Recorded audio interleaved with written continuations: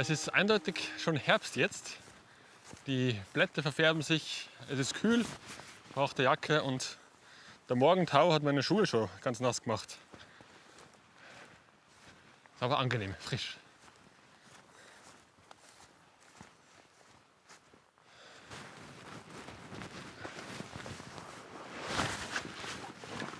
Ich habe halt meinen großen Kamerarucksack mit dabei, weil es heute wieder ein bisschen ums Filmen geht.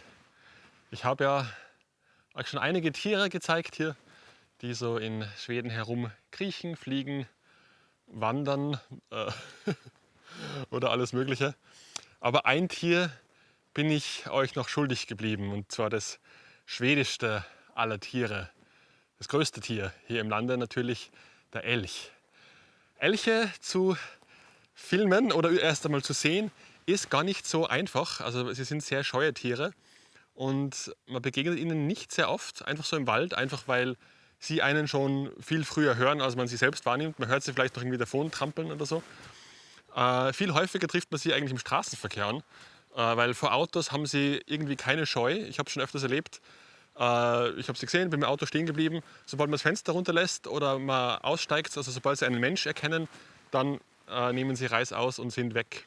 Und ich hätte mir halt immer gehofft, dass eines Tages hier irgendwie ein Elch vorbeispaziert, wenn ich die Vogelkameras irgendwie aufgebaut habe oder so, aber hier kam nie etwas vorbei.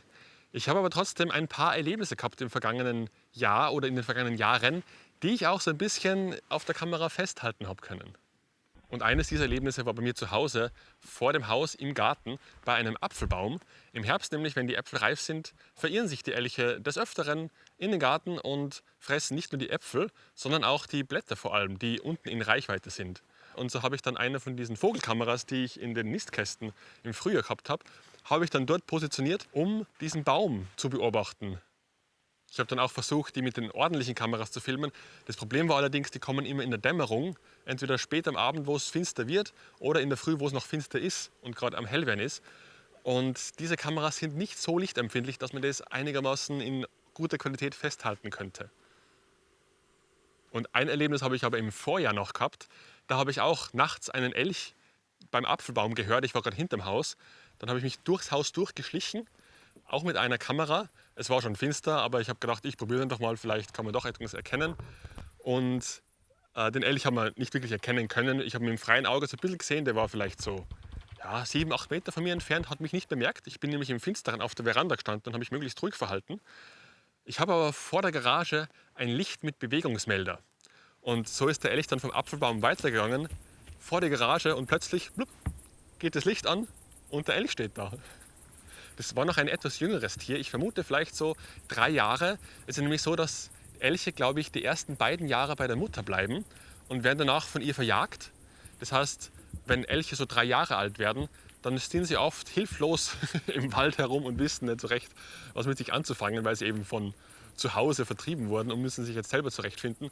Also da findet man öfters so verdattert im Wald herumstehende Exemplare. Und auch dieser hat so ein bisschen so diesen Eindruck auf mich gemacht. In der Sonne wird es doch noch schön warm. Noch nicht ganz so winterlich. Hoffen wir, dass der Schnee noch ein bisschen dauert. Aber ja, so Elche filmen, man muss einfach vor den Elchen schon am gewissen Ort sein und sie herkommen lassen. Aber es ist ein bisschen schwierig. Sie gehen zwar immer ihre selben Routen. Darum habe ich sie im Garten auch öfters angetroffen, aber jetzt die letzten Tage nicht mehr, wo ich dann die Kameras öfters aufgebaut habe und mich frühmorgens hingesetzt habe, auf die Lauer gelegt im Wohnzimmer bei mir. Aber hat leider nichts geholfen. Aber es gibt noch andere Tiere hier im Wald, quasi das Gegenteil von der Größe her, die ich auch schon mal filmen wollte. Und vor allem, falls ihr die Folge vor einigen Wochen gesehen habt mit dem Rundgang um den Sumpf herum. Und da habe ich ja am gegenüberliegenden Ende des Sumpfes hier einen Ameisenhaufen gesehen. Und ich habe mir gedacht, es wäre mal sehr schön, so ganz nahe Detailaufnahmen von diesem Gewurle, von dem Ameisenhaufen zu machen. Und da möchte ich jetzt hingehen.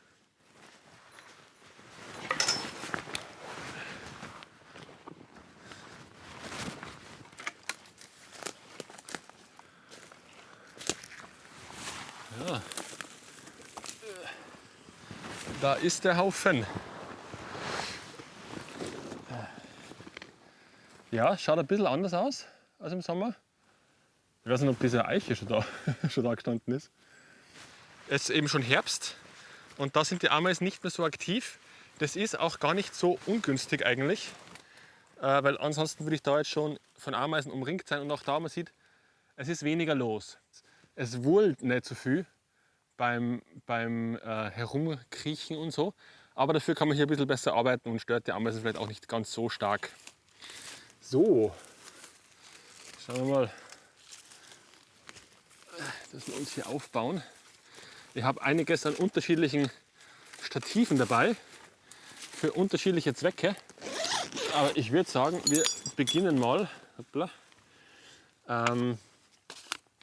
mit einer einfachen Stativaufnahme.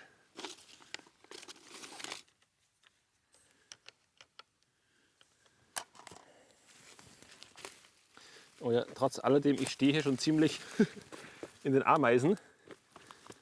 Schauen wir mal, was wir hier alles entdecken können.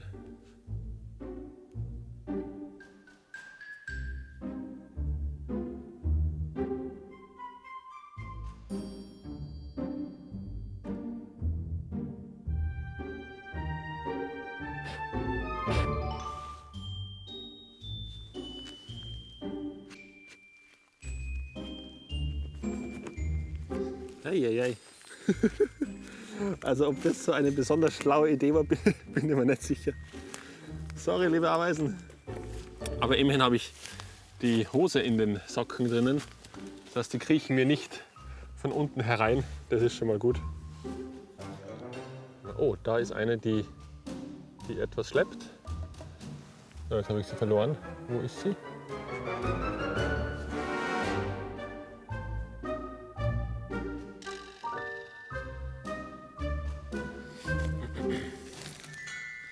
So, da auf meinem Schuh sind sie fröhlich zugange.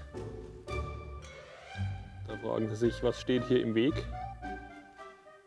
Ja, solange sie da unten bleiben, ist das voll okay für mich.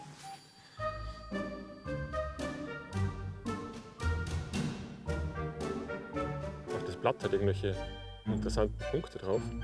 Da ist noch ein kleineres Lebewesen. Da oben. Oh, da ist eine. Ui, ja. Die ist groß. Oh nein. Das Problem ist, sobald ich mich hinhocke und meine Arme auf den Knien habe, dann kriechen sie natürlich viel schneller zu mir rauf. Mit der anderen Kamera wollte ich noch etwas anderes probieren. Und zwar habe ich hier diesen Slider mit dabei, wo man so Kamerafahrten programmieren kann. Und das würde mich jetzt da auch mal sehr interessieren, wenn wir uns das Stativ hier von den Ameisen zurückerobern.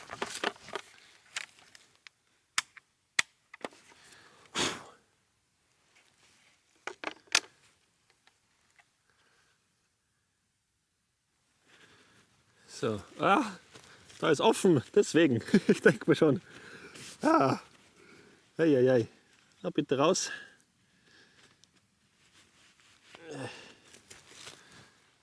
So, und da programmieren wir uns jetzt eine Fahrt. Probieren wir das mal.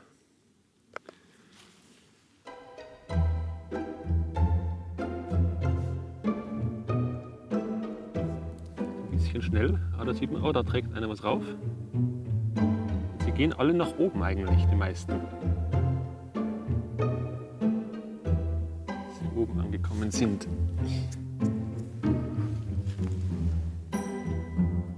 Können wir da auch dann noch einen Schwenk machen.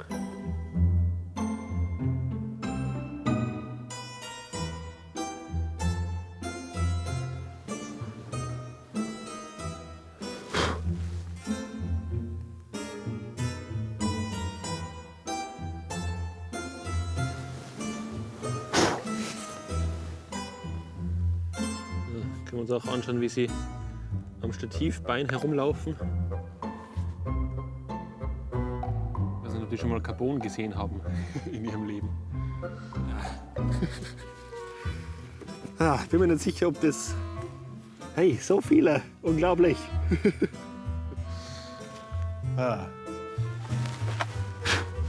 Au! Ah! Die beißen. Sie beißen aber nur, wenn man sie attackiert oder nicht schnell genug wegbläst. So, vielleicht kann man hier noch mal eine sehr nahe Aufnahme von ganz von der Spitze machen.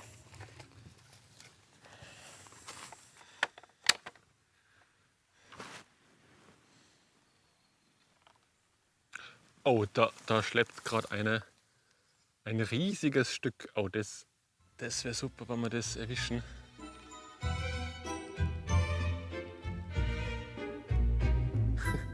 Die müht sich da ab, da sitzen noch zwei andere drauf.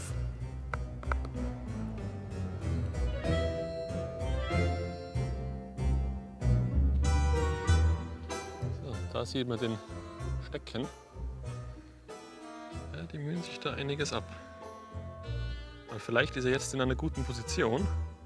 Vielleicht lassen sie ihn da liegen. Ja, sie verschieben ihn nochmal.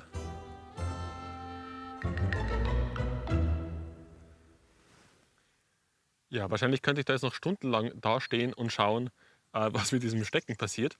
Aber mir scheint, dass sie eine ziemlich finale Position festlegen. Unten scheint jetzt ein bisschen verkantet worden zu sein. Aber ja, ich habe das Bedürfnis auf jeden Fall, hier rauszugehen, weil es ist einfach sehr ameisig und dass ich die dann in Ruhe lasse und die sind da überall. Ich muss überlegen, wie ich die da jetzt losbekomme.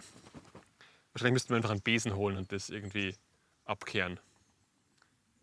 Aber ja, auf jeden Fall sehr spannend. Also ich kann es empfehlen, Ameisenhäufen zu beobachten, aber aus der Ferne. Man müsste eigentlich noch, oder so irgendwelche Liegebretter, die man irgendwo weit draußen, oder man müsste sich vom Baum abseilen und so drüber schweben. Das wär's. Nächsten Sommer vielleicht. Wie auch immer. Ich packe es hier zusammen.